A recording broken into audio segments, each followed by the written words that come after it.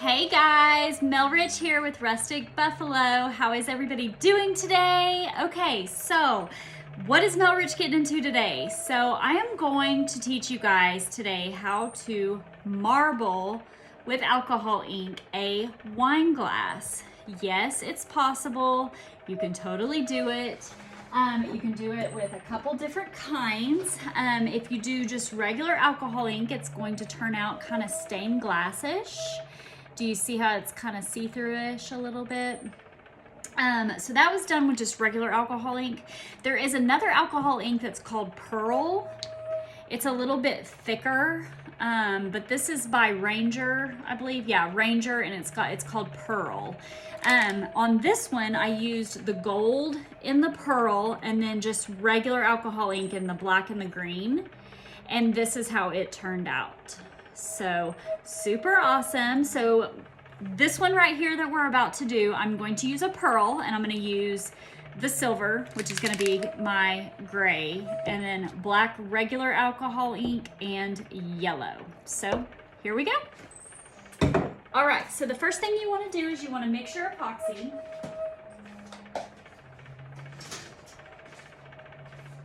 So to do that, I am going for a wine glass. When you use alcohol ink, you want to use a lot of product because you want the product to be able to move freely.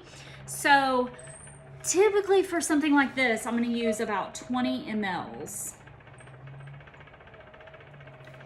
And epoxy, I use Alumilite. And then I just pour it into these little condiment squeezable tubes. I just prefer that over pouring from the big 2-gallon containers or gallon containers. And then I measure it out evenly. It takes equal parts. It's an A and a B system. And then I pour it into a cup and mix it from there.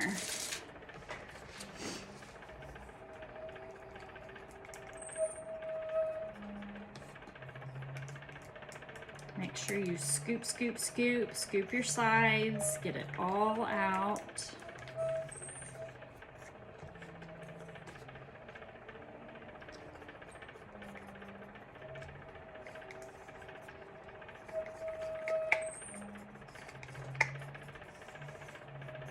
And then the same thing for the cup. It'll go down the side like that. You really want to make sure you scoop it down into the epoxy. And then you just want to mix it really well. You'll notice that it kind of turns a little bit cloudy. That's okay. But you want to mix it to where it's not as cloudy, and then you know it's mixed pretty well.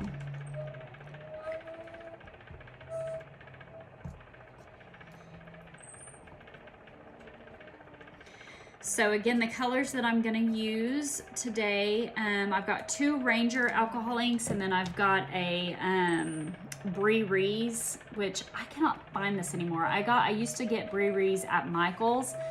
Adore this line. Like, the colors are so vibrant and so beautiful, and I can't find it. I don't know if they quit carrying it or what. So anyways, that's where I got these. The Ranger you can get off Amazon, you can get it at Michael's, you can get it at Hobby Lobby. God bless me. Sorry guys. So that's that.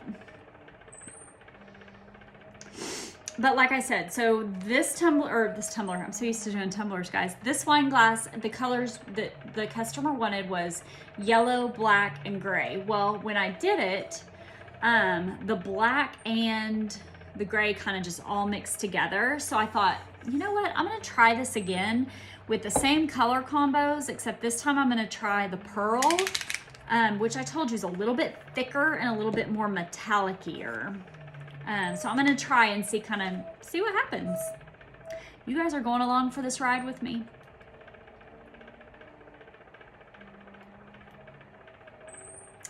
All right.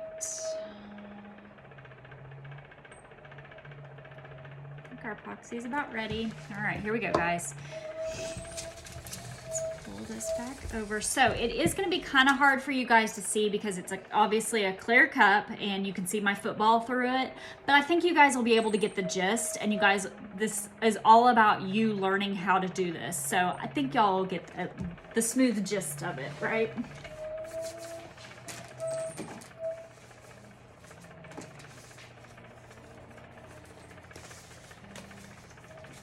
All right, so you're gonna flood this cup, and what I mean by flood means put a lot of epoxy on it, because like I said earlier, you want that alcohol ink to be able to move. If you don't have enough epoxy on this cup, that alcohol ink's gonna sit there, and when you add heat to try to get it to move, it's gonna do some ugly veining, and it's just gonna be bleh. So you want a lot of epoxy.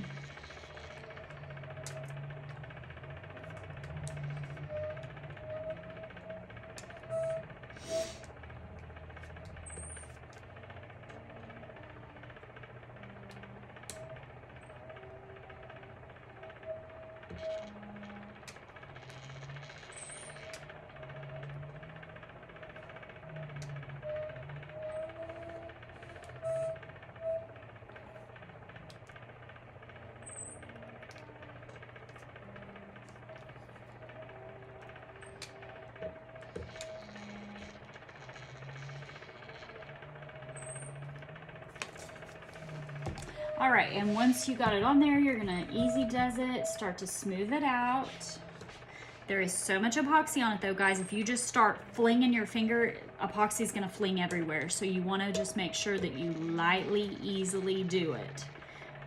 And you don't want to lose a lot of that epoxy. You're gonna notice a lot of it starts to drip, which is normal, but if you fling too hard, you're gonna get rid of all your epoxy, and then you've just defeated the purpose of why you put a lot of epoxy on there.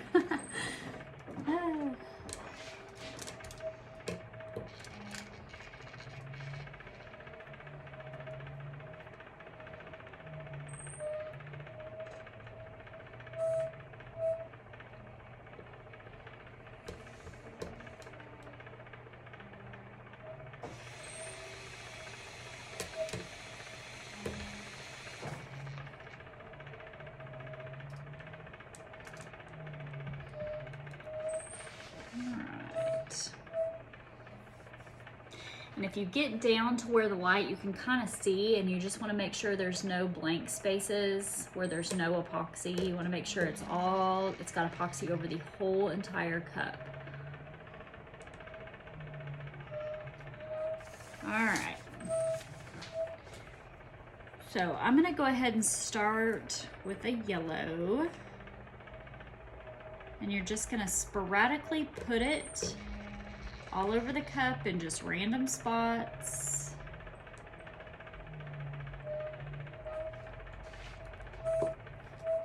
Now, we're working with black. Be careful, because black will overtake your cup quicker than anything. I've learned that the hard way, so be careful.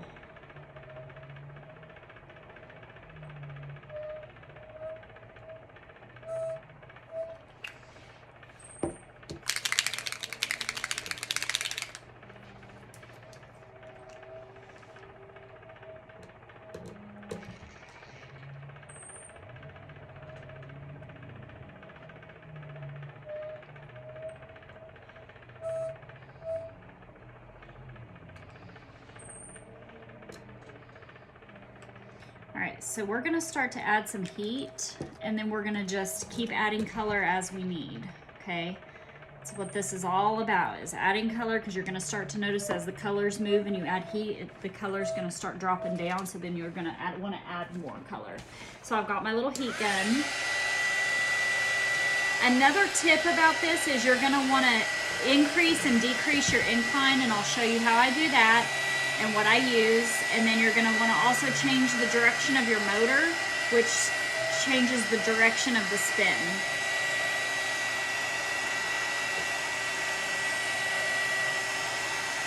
So you're gonna notice that these colors are gonna start moving.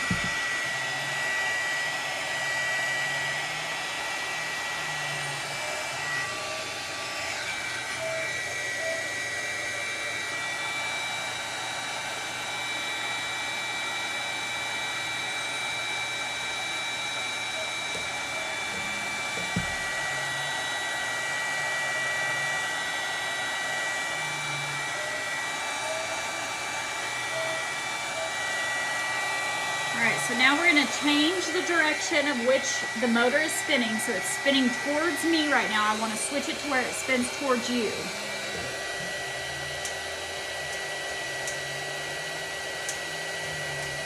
So Sometimes that takes 50,000 clicks. I don't know why, but. All right, now we want to increase the incline. And so how I do this is, I have a handy dandy little 2x4, just a random scrap piece of wood, nothing fancy, guys.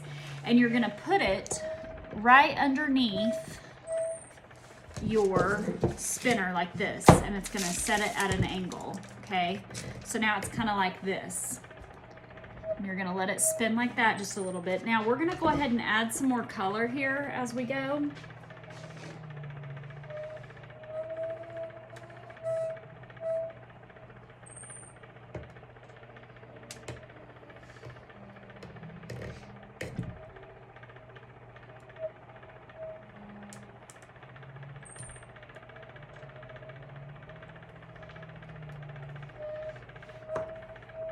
And then we add more heat.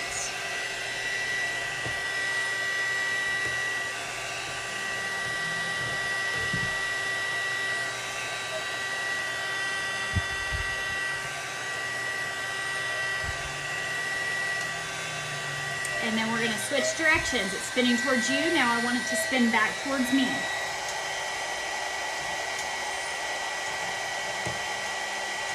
There we go.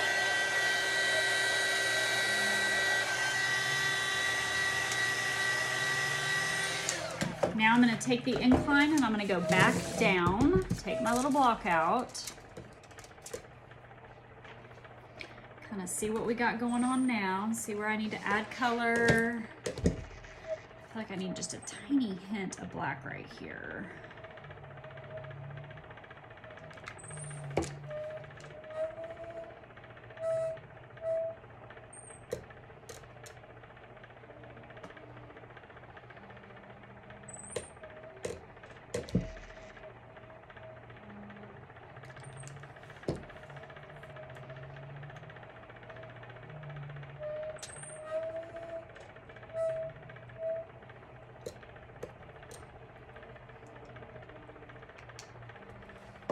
And some more heat.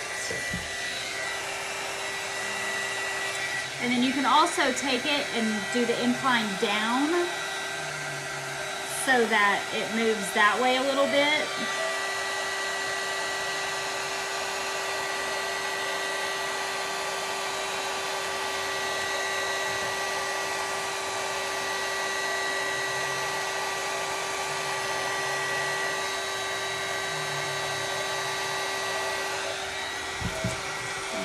Straight, and let's reverse it. It's going to go in the other direction.